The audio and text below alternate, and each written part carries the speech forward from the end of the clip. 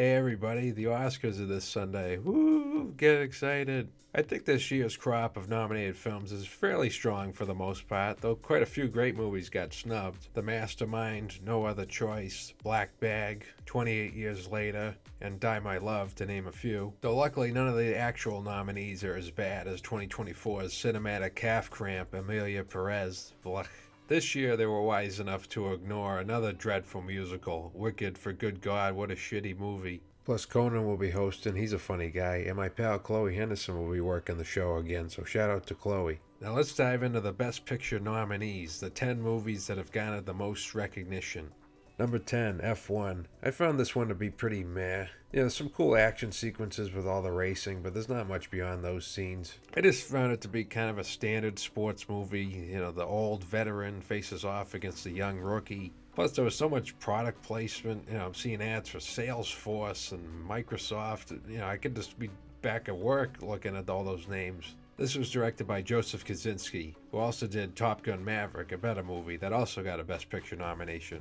That one I felt had a stronger emotional hook. Plus, it's just more exciting to me to see flying jets, because I can't personally fly. I can't do Formula One either, but I've driven a car. The whole movie's just kind of a big commercial for Formula One, which isn't necessarily a bad thing, but I didn't find much to offer beyond that. It's not bad, but definitely my least favorite of the nominees.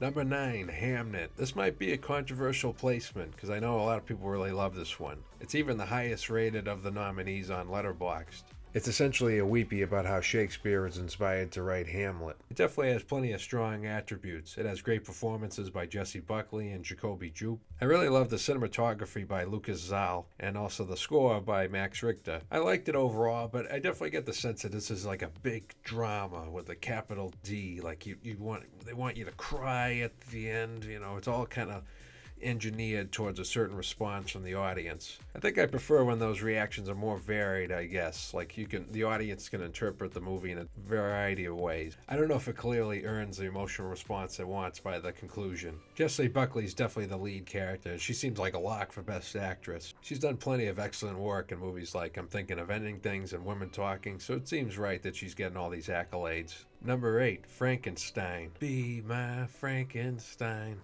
I thought this was a pretty cool adaptation. I feel like Dracula has gotten so many different remakes and iterations over the years compared to Frankenstein, so I was curious to see what Guillermo del Toro was going to do with the story. I've actually just started reading the book, and I'm curious how it compares. In this version, Oscar Isaac plays a titular scientist, Frankenstein, who then develops the monster Frankenstein, or Frankenstein's monster, whatever you want to call him, played by Jacob Elordi.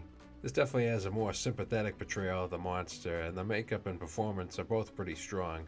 This is probably the nominee I have the least to say about. I just thought it was pretty good. Some might find it slow in parts, but I thought it was an entertaining version of the story. It's wild to think I'm like 6 weeks older than Jacob Elordi. He's got like a foot on me, but I'm still older.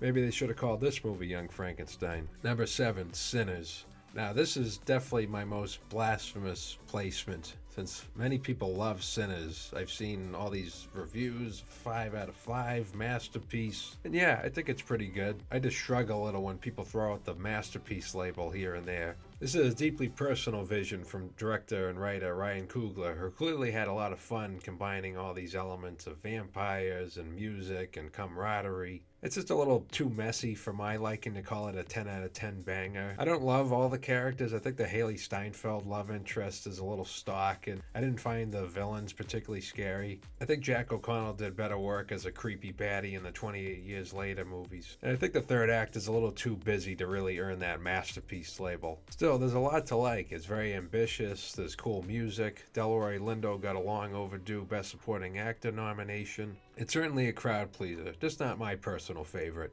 Number 6, Train Dreams. This is a Netflix movie. Netflix has had several Best Picture nominees recently, and they've varied in quality. Some are great, like Roma and The Irishman, and others are pretty darn bad, like the aforementioned Amelia Perez and Don't Look Up. This one's a memorably poignant drama. It's about a railroad worker played by Joel Edgerton in the early 20th century, and we follow his life of trials and tribulations. We get to see his daily routine at work and how he interacts with his family. This is another emotional roller coaster, and it felt a little more understated than Hamnet. It's heavy on the melancholy, but also very watchable. Number 5, The Secret Agent. Set in 1970s Brazil, Wagner Moura plays a professor who tries to avoid capture amongst political turmoil. The plot gets much more complicated from there, but I just like the vibe of the movie. Feels very much like a throwback to thrillers like Serpico or Sorcerer.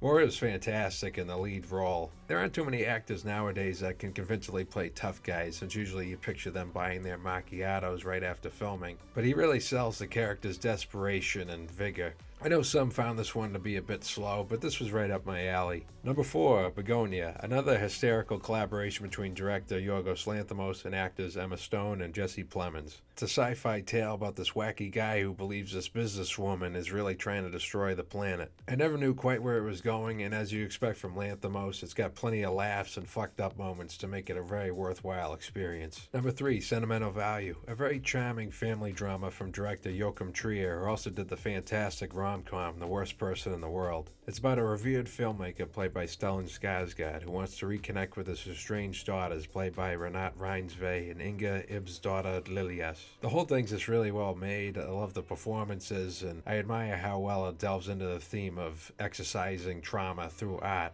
Elle Fanning has a good part too. I've been a fan of hers all the way back to Daddy Daycare. Number 2, Mighty Supreme. I wouldn't have guessed that table tennis would get its own Raging Bull, but here we are. A consistently entertaining and exhilarating watch, with possibly Timothée Chalamet's best performance to date. It's made by several of the filmmakers who brought you Uncut Gems, and it has a similar frenetic pace. Number 1, one battle after another. Probably a predictable choice, but this movie feels the most destined for classic status. It's thrilling, funny, touching. It covers all the bases. It definitely feels like an epic, and all the characters are memorable in their own right and contribute to this exciting adventure. Paul Thomas Anderson is a master, and it'll be cool if he finally wins big this weekend, but we shall see. Thanks for watching and enjoy the show.